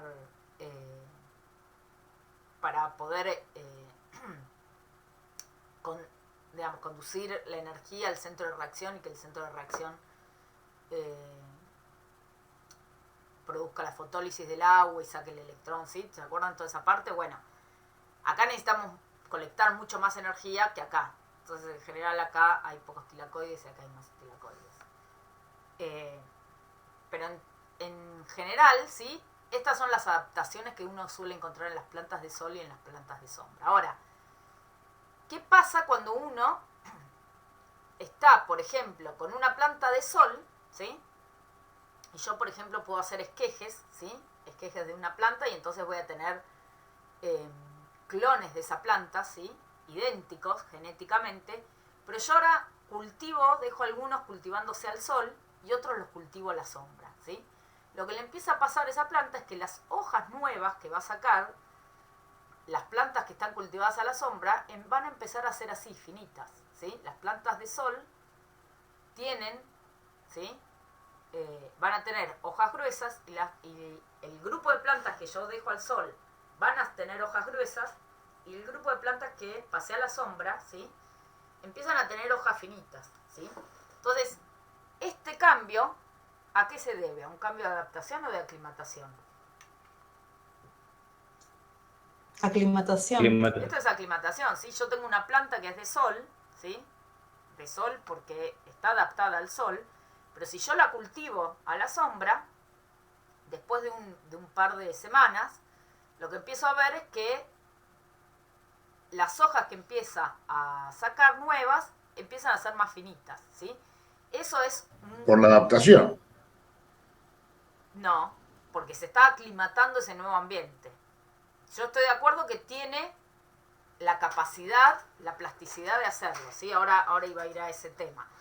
Hay especies que son más plásticas que otras, ¿sí? Hay especies que logran aclimatarse al ambiente nuevo y hay especies que no, ¿sí? Si yo agarro un helecho y lo trato de aclimatar a altas irradiancias, probablemente fracase, porque el helecho se me va a morir, ¿sí? Porque no tiene esa capacidad, esa plasticidad, ¿sí? Para aclimatarse a altas irradiancias. Pero lo que no logra ese helecho es aclimatarse. Yo acá, a esta planta, o a esquejes de esta planta, las estoy aclimatando, ¿sí? Las puse a la sombra, y lo que logró esta planta es empezar a sacar hojas más finitas. Eso es un cambio de aclimatación, ¿sí? Eso es lo que llamamos aclimatación. Yo la estoy aclimatando a la sombra, ¿se entiende?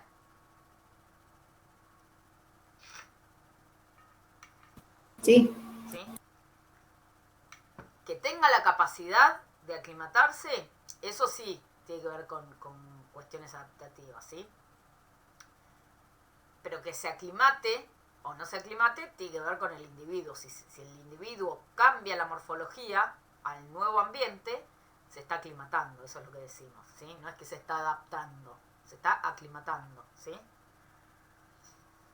A veces, ¿sí? Estos cambios de aclimatación, ¿sí? Esta aclimatación tiene cambios que son a largo plazo, como por ejemplo ¿sí? Esto de empezar a sacar hojas más finitas, es algo que ocurre después de un par de semanas, ¿sí? Por lo menos una semana, ¿sí? Pero a veces, ¿sí? Hay cambios que pueden ser muy rápidos. Por ejemplo, cuando yo tengo lo que se ve cuando uno tiene, por ejemplo, una hoja, ¿sí? Expuesta a baja irradiancia, ¿sí? Y si yo la paso a alta irradiancia, lo que se ve es que los cloroplastos, esto es una imagen, ¿sí? Una imagen de microscopio de los cloroplastos, ¿sí? Esto que vemos acá son los cloroplastos. Fíjense que en esta hojita, ¿sí? Todos los cloroplastos están en la cara que da perpendicular a la luz, ¿sí? Cuando hay baja irradiancia, ¿sí? Todos los cloroplastos se ponen así como en la epidermis, digamos, mirando para la epidermis, que es perpendicular, ¿sí?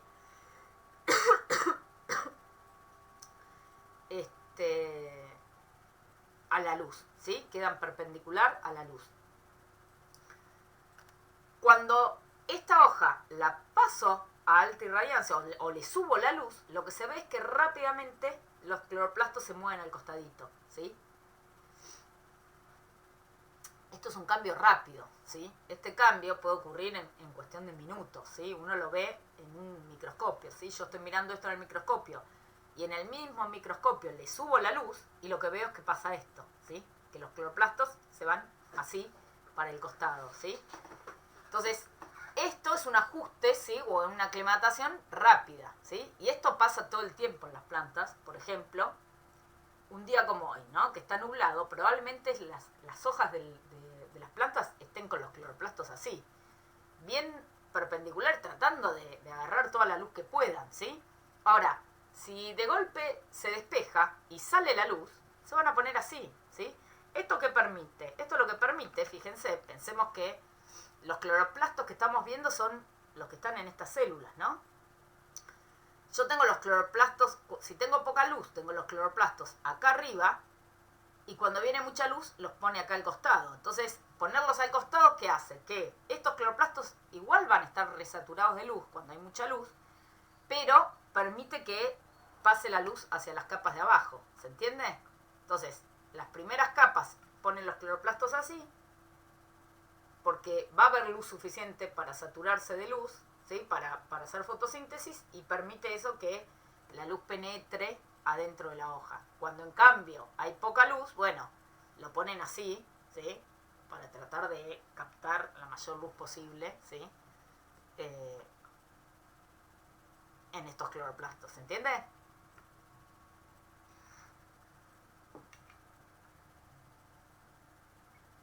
¿Sí? ¿No? Sí, sí. ¿Sí?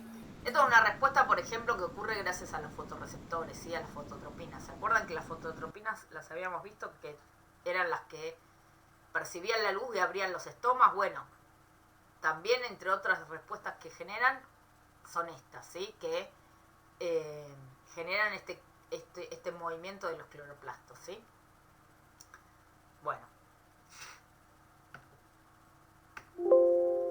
Acá terminamos lo que nos había quedado de la clase pasada. ¿Dudas? No. ¿No? ¿Les parece seguimos con lo que era esta clase y después hago un recreíto en el medio? ¿O ya quieren recreo?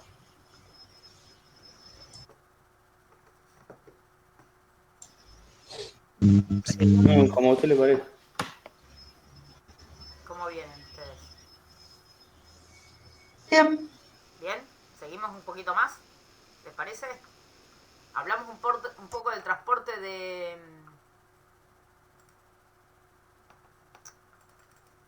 fotoasimilados, ¿sí? Y no sé por qué a veces me queda esto y a veces no. Y después cortamos, ¿sí? Bueno, no me lo puedo sacar. Bueno, no importa. Bueno, vamos a frenar un poquito con lo de INC, ¿sí? Después vamos a volver, así que no se alegren mucho. Pero bueno, una vez que venimos hablando del balance de carbono, ¿no? Y que la fotosíntesis fija el dióxido de carbono. ¿Dónde lo fija el dióxido de carbono? ¿Qué Glucosa. ¿Cómo? Sí, sí. Glucosa. Glucosa, ¿no? Pues empieza a formar lo que se llaman azúcares, ¿no? Y esos azúcares, ¿sí? Se llaman fotoasimilados, ¿sí? Fotoasimilados son como los productos de la fotosíntesis, ¿sí? Que son azúcares de distinto tamaño, ¿sí? No solo glucosa, sino todo lo que le sigue después, ¿no? Que tiene que ver con el metabolismo de los azúcares, pero bueno, que arranca con esa glucosa que se forma en la fotosíntesis, ¿sí? Los fotoasimilados, ¿sí? Son como el producto más importante, ¿no? De las plantas. Y son lo que determinan el crecimiento, ¿sí? De cualquier órgano de la planta, ¿sí? Si la planta quiere crecer las raíces, necesita fotoasimilados. Si quiere tener más hojas, necesita fotoasimilados. Si tiene muchos frutos, necesita más fotoasimilados, ¿sí? ¿Se entiende? Los fotoasimilados es la comida de la planta, ¿sí? Los nutrientes tienen que ver con el balance nutricional de la planta, pero los fotoasimilados es la comida, ¿sí? Entonces, estos fotoasimilados, ¿dónde se producen? En las hojas, ¿no? Que es donde se produce la fotosíntesis. Pero ¿dónde son utilizados? En toda la planta. Ahí va, en todas las plantas, ¿sí? Las raíces necesitan fotoasimilados y las raíces no fotosintetizan, ¿sí? Bueno, la mayoría, ¿no? Hay algunas que pueden tener algo de fotosíntesis, pero las raíces no fotosintetizan, ¿sí? Principalmente porque están en el sustrato y no ven la luz. Los tallos, en su mayoría, tampoco fotosintetizan, ¿sí? Los frutos tampoco fotosintetizan. Los granos tampoco fotosintetizan. Las flores tampoco. Entonces, los fotoasimilados que se están produciendo en las hojas tienen que viajar, ¿sí? Al resto de los órganos, ¿sí? ¿Y por dónde viajan?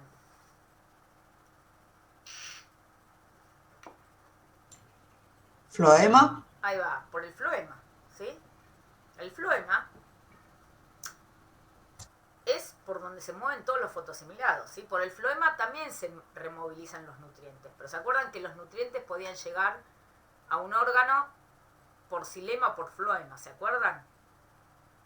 Que separábamos a los nutrientes móviles de los inmóviles y que decíamos, bueno, los móviles se removilizan por floema, los inmóviles no, llegan solo por xilema, ¿sí? ¿Se acuerdan de eso? Entonces, Sí, más o menos. los nutrientes llegan, ¿cómo más o menos? Están medio dormidos hoy. Los nutrientes llegan desde el suelo, ¿sí? Por xilema, ¿sí?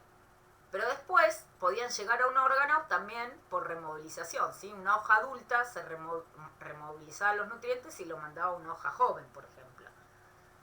¿Y cuáles mandaba? Bueno, ¿cuáles se removilizaban? Solo los móviles, ¿sí? Los inmóviles no. Bueno, los fotosimilados, ¿sí? No van a llegar nunca por xilema. ¿Por qué? Porque para que lleguen por xilema, ¿por de dónde tendrían que venir? De la raíz. De la De raíz. la raíz, del suelo, ¿no? De donde vienen los nutrientes del xilema vienen, digamos, ingresan por la raíz, pero vienen del suelo, ¿no? Los fotosimilados no. Los fotosimilados siempre se van a mover por floema, ¿sí? ¿Por qué? Porque se producen en la planta, no vienen del suelo, ¿sí? Entonces, ¿cómo es ese movimiento de los fotosimilados, ¿sí? Adentro de la planta? Lo primero que tiene que ocurrir, piensen que en las hojas del mesófilo se está produciendo los fotosimilados. Lo primero que tiene que ocurrir es que esos azúcares que están en el mesófilo vayan hacia dónde. Y hacia a la vascular, al floema. Al floema, Para que... ¿sí? Entonces, nosotros tenemos acá una célula, ¿sí? Un corte de una hoja, ¿sí? Esta es la epidermis, de abajo, de arriba, estas son las células del mesófilo, ¿sí? Y acá se está produciendo fotosimilados, ¿sí? Se está haciendo la fotosíntesis. Entonces, acá se empieza a ver un montón de azúcares. Estos azúcares tienen que ir hacia el floema, ¿sí? Entonces, ¿qué es lo que ocurre? La sacarosa, ¿sí? ¿No está la vía apoplástica y la semplástica? Bueno. Parece que está. La sacarosa que se está produciendo acá, ¿sí? Que se está concentrando acá, tiene que llegar hasta el floema, ¿sí? Y eso lo hace por dos tipos de vías, ¿sí? Una es vía apoplástica y la otra simplástica, ¿sí? Acá no sé por qué no me quedó el ejemplo, pero no importa.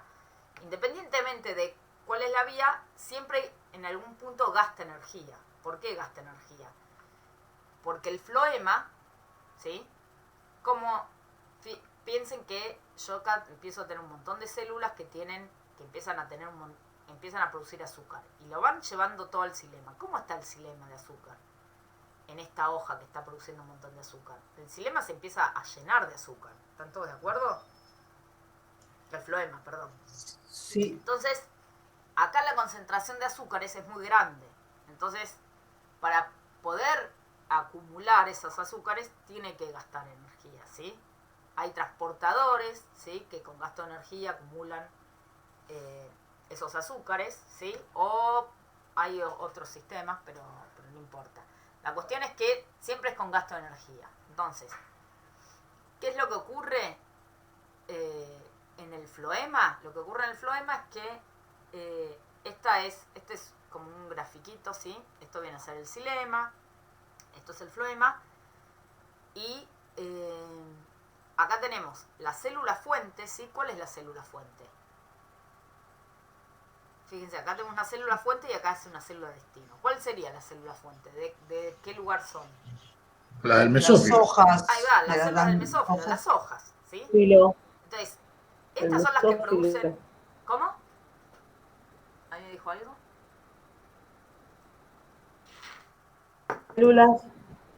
Las células del mesófilo. Ahí va, las del mesófilo, que es las hojas, ¿no? Acá están las hojas produciendo fotosimilados y mandándolo al floema. Entonces acá el floema está lleno de fotosimilados. ¿Y hacia dónde va a ir a parar esos fotosimilados? A lo que llamamos células destino. ¿Cuáles pueden ser células destino? En la raíz, por ejemplo. Raíz, por ejemplo. ¿Qué otra? A ver. Tallo, Tallo. ¿Qué otra? frutos, Frutos. Tubérculos, Flores. por ejemplo. ¿Sí? Flores. ¿Sí? ¿Qué pasa con las hojas nuevas? hojas jóvenes? ¿Reciben también? ¿O no? Y para crecer. Y las hojas jóvenes también reciben fotoasimilados de hojas más adultas. ¿Por qué? Porque empiezan a hacer fotosíntesis cuando son muy chiquitas, pero no tienen tanto fotoasimilado porque son chiquitas todavía. Entonces, también son células destino, ¿sí? Las hojas jóvenes. Entonces, ¿qué es lo que ocurre? Lo que ocurre es que acá el floema se llena de azúcares, ¿sí? Y yo no los quiero marear con esto, pero el movimiento del agua, ¿se acuerdan cuando hablábamos del movimiento del agua adentro del xilema? Decíamos que era a través de flujo masal, ¿sí? Que era por diferencias de presión, ¿sí? De presión hidrostática. Bueno, el floema también, el agua se mueve por diferencias de presión hidrostática. Y lo que ocurre es que el floema se carga tanto de azúcares que acá baja mucho el potencial osmótico, entonces ingresa agua, ¿sí? Que viene del xilema, ingresa mucha agua en estas células y eso entonces aumenta mucho el potencial de presión de estas células. Y en cambio, en donde está ocurriendo lo que se llama la descarga de los fotoasimilados, ¿sí? Acá la concentración de solutos es mucho menor, entonces lo que ocurre es que el potencial de presión disminuye. Entonces al disminuir el potencial de presión, el agua se mueve desde donde hay más potencial a donde hay menos. Y entonces el agua se mueve de donde se están concentrando los solutos, ¿sí? Los llenos de azúcares, hacia donde hay menos solutos, ¿sí? No los quiero marear con esto, pero lo importante, lo que sí me importa es que recuerden que en el floema se mueve el agua por diferencias de presiones hidrostáticas, ¿sí? Y entonces los azúcares que se van a mover con esa misma dirección que se mueve el agua, ¿sí? Se mueven junto con el agua, se mueven disueltos en el agua, ¿sí? Y entonces van a parar a las células destino, ¿sí? Por esa diferencia por ese movimiento, por ese flujo masal, ¿sí? Y cuando llegan a la célula destino, ¿sí? Ocurre lo que se llama la descarga. Y esa descarga puede ocurrir a favor del gradiente, ¿sí? O en contra del gradiente, ¿sí? Y entonces puede ser con gasto de energía o sin gasto de energía. ¿Cuándo gasta energía en la descarga? En los lugares, ¿cuándo es a favor del gradiente? O sea, recién me nombraron un montón de destinos, ¿no? Por ejemplo, una hoja joven. Si está recibiendo fotoasimilados, ¿qué hace con esos fotoasimilados? ¿Para qué los usa? Para generar energía para otros procesos de crecimiento. Ahí va, para crecer, ¿sí? Entonces, una hoja joven que recibe fotoasimilados, los azúcares esos que recibe, los va a estar usando para crecer, ¿sí? Entonces, siempre mantiene como una baja concentración de azúcares. ¿Están todos de acuerdo? Entonces, las hojas que están produciendo muchos azúcares tienen el floema ahí tiene mucha concentración de azúcares y va a parar a las hojas si va a parar a las hojas jóvenes, en las hojas jóvenes la concentración de azúcar es baja. Entonces, ese movimiento ocurre a favor del gradiente, no gasta energía en ese movimiento. En cambio, si, por ejemplo, los azúcares van a parar a una papa, por ejemplo, ¿sí? La papa lo que tiene que es muchísimo almidón, ¿no? El almidón es un azúcar. ¿Cómo piensan que ocurre? ¿Cómo hace una planta de papa para mandar los azúcares a un lugar en donde se está concentrando? ¿Qué tiene que hacer ahí? Y ahí tiene que hacer presión, o sea, un gasto energético Ahí tiene va. seguro. Ahí necesitamos un mecanismo activo, ¿sí?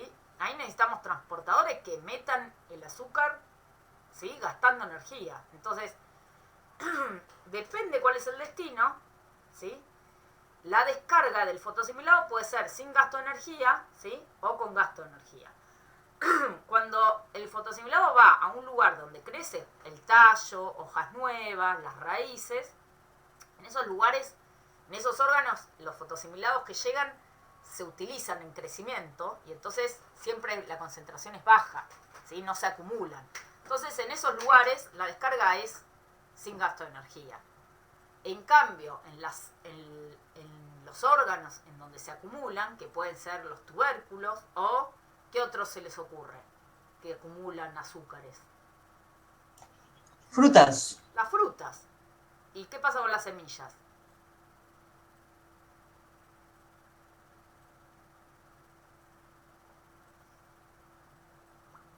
Y los granos. También acumula. También, las semillas de los granos también acumulan de algún modo, ¿no? Entonces, los frutos, las semillas, los granos, los tubérculos, que son órganos de reserva en general, ¿sí? Las semillas son también de reserva, ¿no? Son chiquitas, pero tienen un montón de azúcares. En todos esos órganos, ¿sí? Existen, digamos, en la planta logra acumular esos azúcares gastando energía, ¿sí? En cambio, cuando van a parar a lugares en donde está en activo crecimiento, en general llegan por mecanismos pasivos, ¿sí? A favor del gradiente, ¿sí? Bueno, ¿cómo es la relación, ¿sí? Entre, digamos, lo que se produce en una hoja? ¿A dónde va a parar? ¿Cómo se determina si lo que produce una hoja va a ir a la raíz, o va a ir a una flor, o va a ir a un fruto, o va a ir a un tubérculo, ¿sí? ¿Cómo piensan que se determina eso en una planta? ¿Con qué tiene que ver?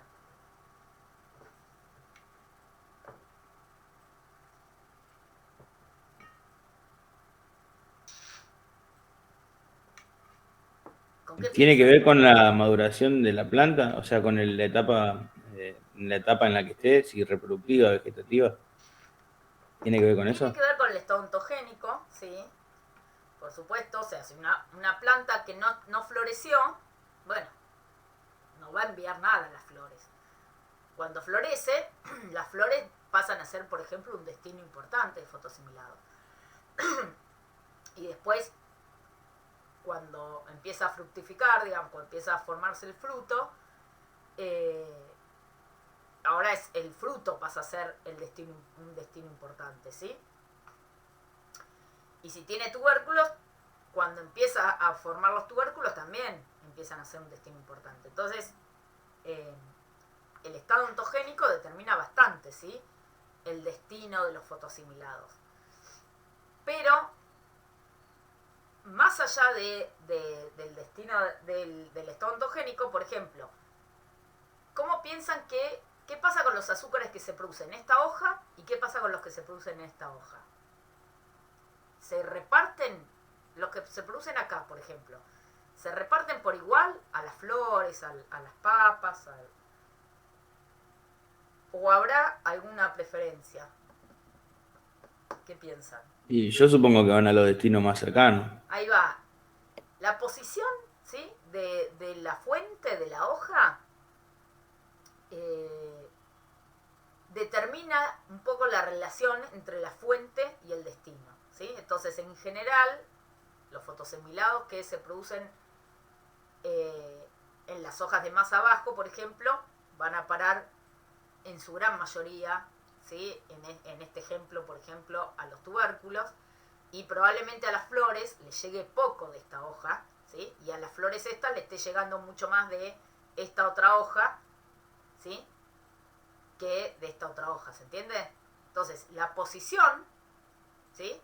Entre una fuente y un destino determina bastante, ¿sí? La relación, y también hay algo que tiene que ver con el ortóstico, que ahora lo vamos a ver, que tiene que ver con de qué lado está más cercano, ¿sí? Ahora lo vamos a ver. Entonces, vamos a ir viendo cada uno por separado. Según la edad de la hoja, ¿sí? Una hoja puede ser fuente o puede ser destino. Entonces, como decíamos hoy, cuando una hoja es joven, ¿sí? Y empieza a crecer, fíjense que acá tenemos 3 curvas, ¿no? Tenemos, por un lado, esta curva que tiene que ver con la tasa de crecimiento, ¿sí?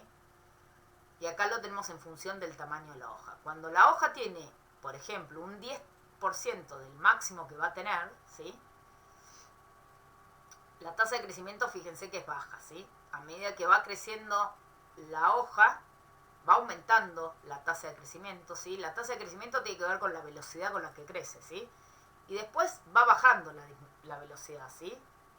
Entonces, la máxima velocidad de crecimiento en general se encuentra cuando la hoja está a la mitad de lo que va a ser su tamaño final, ¿sí?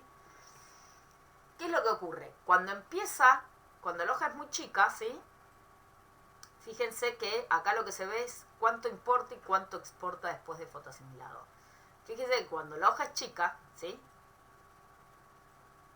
Importa un montón de fotoasimilados, ¿sí? Y no exporta nada, ¿sí? ¿Qué significa que no exporta? Una hoja que tiene un 10% del máximo, ¿va a hacer fotosíntesis?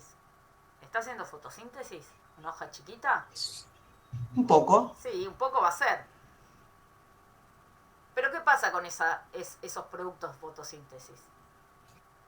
Los usa para crecer. Los usa para crecer. Entonces no tiene nada para enviarle a otros órganos, ¿sí?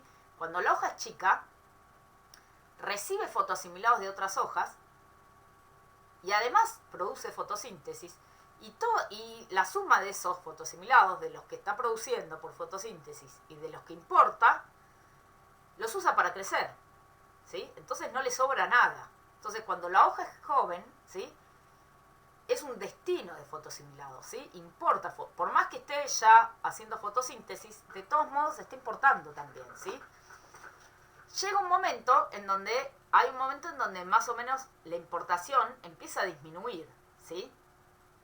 Todavía no está exportando mucho, pero la importación ya disminuye. ¿Por qué? Porque lo que produce esa hoja ya es suficiente para crecer, ¿sí?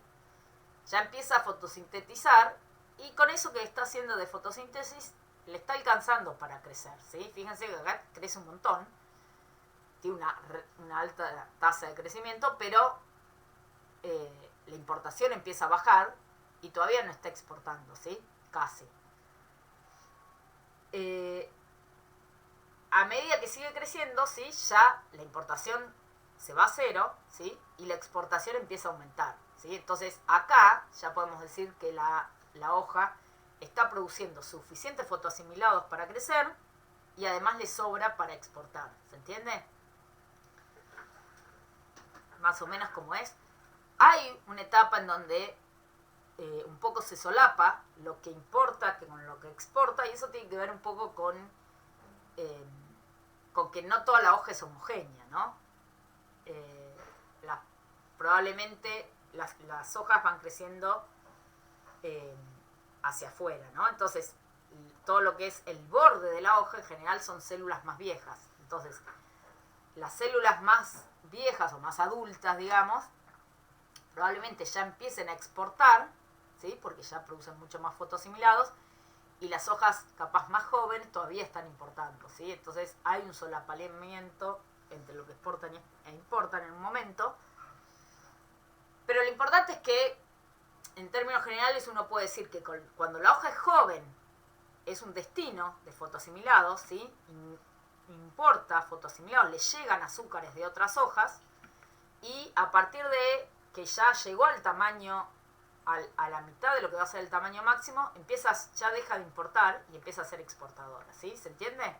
Entonces, en un comienzo la hoja es un destino de fotoasimilados y después es una fuente, ¿sí? Después es fuente de fotoasimilados, exporta fotoasimilados, ¿se entiende? ¿Cuál es la idea de esto?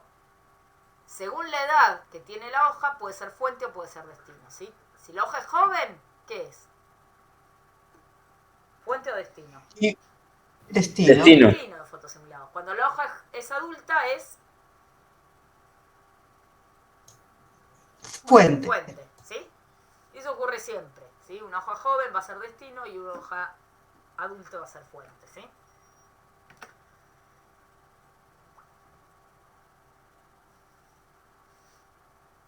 Eso se ve, por ejemplo, acá, ¿sí? Esto que les decía del solapamiento, cuando uno... Estos son trabajos bastante viejos, ¿sí? Que antes, para ver el movimiento del carbono, ¿sí? Para saber, ¿sí? Si si una hoja está recibiendo o está exportando, ¿sí? O por lo menos si está recibiendo fotoasimilados de otra hoja, lo que se suele hacer, ¿sí? Era marcar radioactivamente al carbono, ponerle dióxido de carbono marcado a una hoja, ¿sí? Y ver a dónde va a parar ese dióxido de carbono marcado, ¿sí? Entonces, lo que con radioactividad, ¿no? Entonces, lo que se hacía es, se pinta, ¿sí? Con dióxido de carbono marcado, es un dióxido de carbono, está en estado líquido, ¿sí? Porque en realidad está metido en una molécula, no importa. La cuestión es que ese dióxido de carbono marcado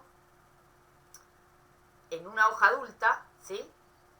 Si yo voy y miro esta hoja joven, ¿sí? Lo que veo es que esta hoja joven, cuando se ve negro, esto es una radiografía, ¿no? Cuando hay negro es el dióxido de carbono marcado, ¿sí? Y el blanco es que no hay dióxido de carbono marcado. Entonces, fíjense, esta hoja joven tiene en todas sus células dióxido de carbono marcado. ¿Qué significa? Que recibió azúcares, ¿sí? De otra hoja. Fíjense que a medida que crece, ¿sí? Ya hay sectores de la hoja que ya dejan de importar, de incorporar esos azúcares, ¿sí? A medida que va creciendo, cada vez el azúcar, ¿sí? Importado cada vez es menor, ¿sí? Fíjense que acá ya probablemente esté cerca de lo que va a ser la mitad del tamaño de la hoja total, queda un poquito nomás, ¿sí? De marcación. ¿Qué significa eso? Que acá, en estas células, ya está haciendo suficiente fotosíntesis, ¿sí? Y ya no está incorporando fotoasimilados de otra hoja, ¿se entiende? ¿Qué es lo que ocurre? Entonces, acá importaba un montón, ¿sí? Y acá va disminuyendo, ¿sí? Cuánto importa de dióxido de carbono, ¿sí? De fotoasimilados, ¿se entiende? Algo similar hacen acá, ¿sí? No voy a entrar en detalle, pero acá hacen algo similar y acá lo que hacen es aplicar ese dióxido de carbono marcado, ¿sí? En distintas hojas y van a ver en dónde se encuentra después, ¿sí? Y no voy a entrar en el detalle del experimento porque estamos medio jugados de tiempo, pero principalmente lo que ven es que si ponen dióxido de carbono marcado acá, en esta hoja de abajo, casi todo lo que encuentran después va a parar a las raíces. Fíjense que al ápice llega un poco, ¿sí? Pero llega mucho menos que a la raíz, ¿sí? Hay mucha más radioactividad en la raíz que en el ápice. Cuando el dióxido de carbono lo ponen en esta hoja, ¿sí? Cuando en cambio lo ponen en esta otra hoja, fíjense que el ápice recibe un montón, ¿sí? De dióxido de carbono. Entonces, ¿esto qué tiene que ver con eso que les decía que la posición en donde está la hoja determina bastante hacia qué destino va a parar ese fotoasimilado, ¿sí? Entonces, los azúcares que se producen en esta hoja van en su mayoría a la raíz, ¿sí? Algo llega al ápice, pero en su mayoría va a la raíz. Y en cambio, los fotoasimilados que se producen en esta hoja, en su mayoría van al ápice, ¿sí? Eso es más o menos como la conclusión de este experimento, ¿sí? ¿Se entiende? ¿Sí? ¿Me siguen más o menos? Sí, profe. Después, con el ortóstico pasa un poco lo mismo, ¿sí? ¿Qué es el ortóstico? Por ejemplo, si yo tengo una planta que es una roseta, o puede no ser una roseta, pero yo la miro desde arriba, ¿sí? Yo puedo definir un ortóstico, ¿sí? Para una hoja. Por ejemplo, yo les digo esta hoja, ¿sí?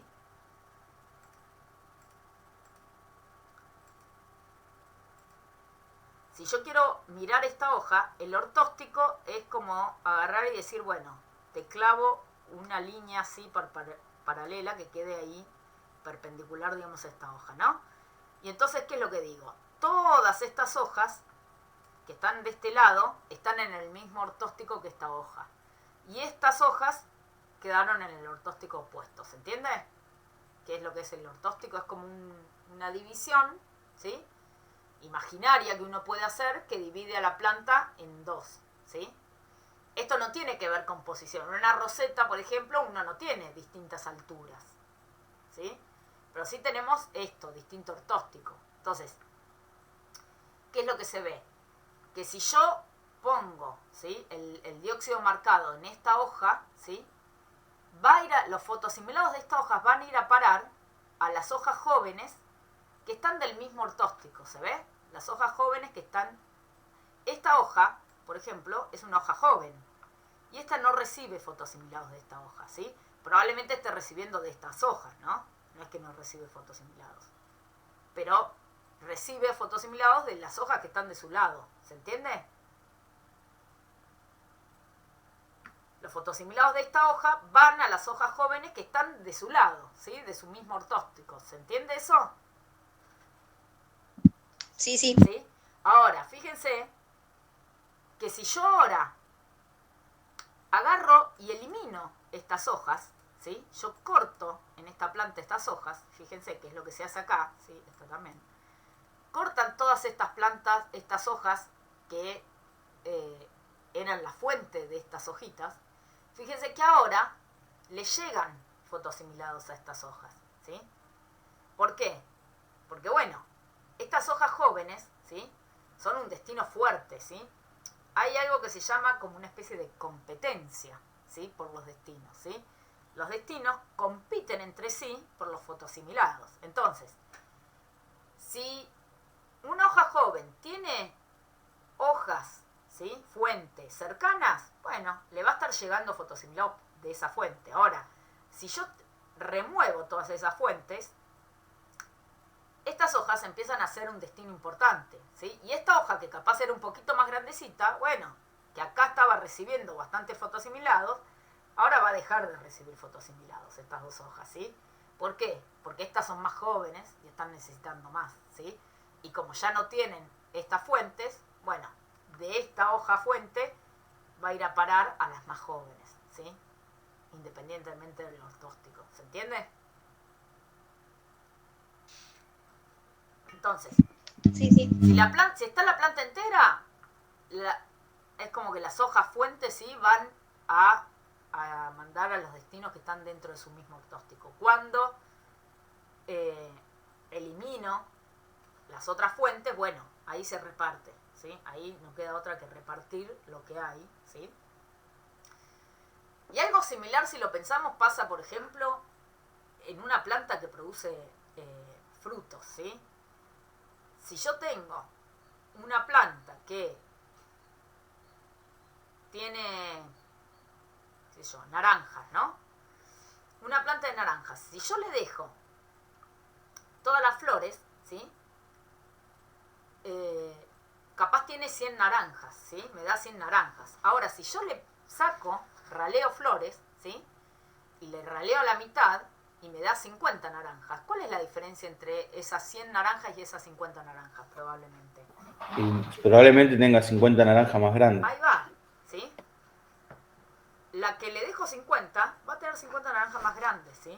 ¿Por qué? Porque hay un punto, ¿sí?, en donde la cantidad de fotoasimilados es finita, digamos.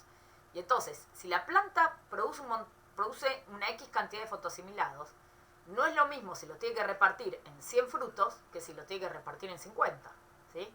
Si los reparte en 50, cada fruto va a recibir más y va a poder crecer más que si lo reparte en 100, ¿sí?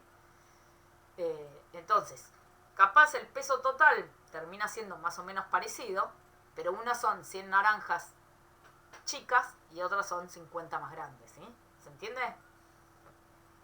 Pasa un poco eso, ¿sí? Los fotoasimilados, de algún modo, son eso, es la cantidad de comida que produce la planta, ¿sí? Si lo tiene que repartir en muchos destinos, no es lo mismo que si lo reparten pocos, ¿sí?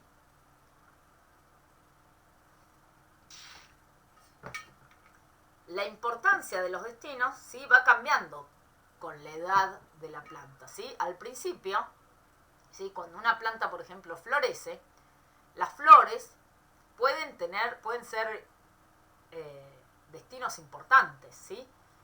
Pero fíjense que una vez que empieza a producirse el grano, ¿sí?, las flores dejan de recibir fotoasimilados, ¿sí? Por eso cuando ocurre la fecundación, ¿sí?, las flores empiezan a morir, ¿sí?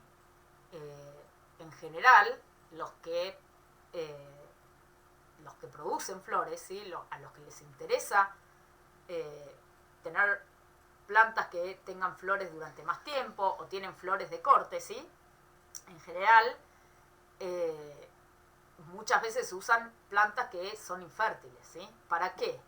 Para evitar esto, para evitar la senescencia de las flores, ¿sí? ¿Por qué? Porque cuando se produce la fertilización de las flores, ¿sí? Y empieza a producirse la semilla o el grano, ¿sí? Los fotoasimilados van a ir a parar ahí. Y las flores dejan de ser un destino, ¿sí? Y dejan de recibir fotoasimilados y caen rápidamente, ¿sí? Los tallos también les pasa lo mismo, ¿sí? Entonces, los tallos y las flores, ¿sí? Dejan de, por ejemplo, de ser destinos importantes cuando ocurre la fertilización, ¿sí? Y cuando empieza a partir de que ocurre la fertilización y que empieza después a producirse la semilla o el grano, ¿sí? O el fruto, ¿sí? Entonces, algo que antes era un destino importante de fotoasimilados cambia, ¿sí? Con el estado ontogénico, ¿sí? Y con la fertilización en particular, ¿sí? ¿Se entiende? Sí. ¿Cómo es esa partición de fotoasimilados? Sí, partición de fotoasimilados nos referimos cuando hablamos de hacia dónde van a parar esos fotoasimilados que se producen en las hojas, ¿sí? A veces, ¿sí? Hay cuestiones que no tienen que ver con la cantidad de fotoasimilados, sino con la partición, ¿sí? La diferencia entre esta planta y esta planta, ¿sí? Tiene que ver principalmente con la partición. ¿Por qué decimos eso? Si uno agarra la biomasa total acá y acá, probablemente sea parecida. Ahora, ¿cuál es la diferencia entre estas dos variedades? Bueno, esta planta destinó muchísimos más fotoasimilados a producir frutos que esta otra, ¿sí? Esta otra tiene un montón de hojas y tiene muchos menos frutos que esta variedad, ¿sí? Eso tiene que ver con diferencias muchas veces entre variedades o entre especies, que lo que podemos tener es que tienen características que les hacen distribuir distinto los fotoasimilados, ¿sí? Entonces, esta variedad, ¿sí? Tiene mucha mayor partición de fotoasimilados, ¿sí? Que esta otra, ¿sí? Y no es porque esta planta sea más grande y tenga mucha más fotoasimilados que esta otra. Esta tiene un montón, digamos, porque si uno ve la biomasa tiene un montón de hojas produciendo fotosíntesis. Pero no destina tantos fotoasimilados a crecer los frutos como esta, ¿se entiende? Entonces hay cuestiones que tienen que ver con una partición diferencial, sí. Es como que no tiene que ver por ahí con falta de nutrientes, de agua, sino la planta decide hacerlo así. Es una característica, digamos, no lo decide, es una característica genética, ¿sí? Estas dos plantas son variedades distintas. Uno muchas veces se encuentra con variedades, ¿sí? De una misma especie, variedades que dan más frutos o dan más flores que otras, ¿o no? Eso pasa muchas veces. Cuando uno tiene las dos variedades en el mismo ambiente, las cultiva en el mismo ambiente, y tiene plantas que son más o menos igual en biomasa, porque uno puede decir, bueno, qué sé yo, las cultivaste qué sé yo, a una la regaste menos que a otra, bueno, ahí tiene que ver con que cambie el ambiente, ¿no? Ahora, uno las puede mantener con el mismo riego, tener más o menos las mismas condiciones ambientales, misma luz, y tener que una da un montón de frutos y otra no, ¿sí? Y eso tiene que ver con cuestiones genéticas, a eso voy, ¿sí? Que tienen distinta partición, ¿sí? Hay unas que, digamos, eso implica un montón de cuestiones genéticas adentro, ¿sí?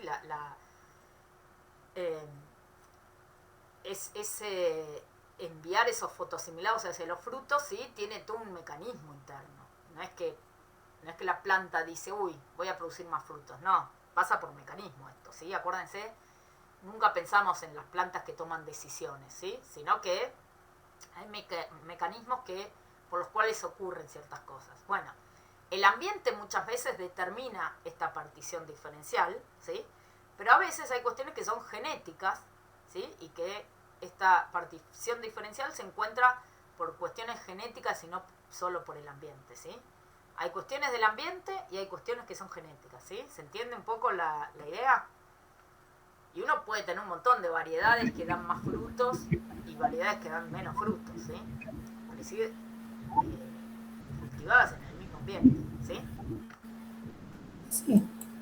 Después, hay cuestiones que tienen que ver con el ambiente. Entonces, por ejemplo, ¿se acuerdan que decíamos que una planta cuando